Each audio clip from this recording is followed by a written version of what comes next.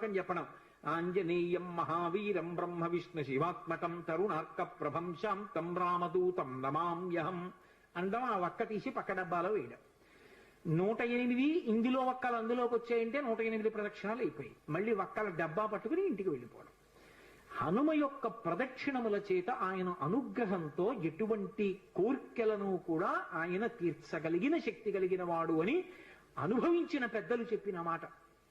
అలాగే అకస్మాత్తుగా విపరీతమైనటువంటి రోగం ఏదైనా శరీరానికి ఏర్పడి భయం కలిగితే హనుమానంజనాసు నోవాయుపుత్రో మహాబల అకస్మాతాగతోత్పాతం నాశయాసు నమోస్తుతే ఆ శ్లోకం చెప్పాలి. అకస్మాత్తుగా రోగం వచ్చింది, స్వామి నన్ను కాపాడండి, ఈ శ్లోకం చెప్పి ఆయనకి ప్రదక్షిణాలు చెయ్యాలి. హనుమ ప్రదక్షిణముల చేత విశేషమైనటువంటి తృప్తిని పొందుతారు.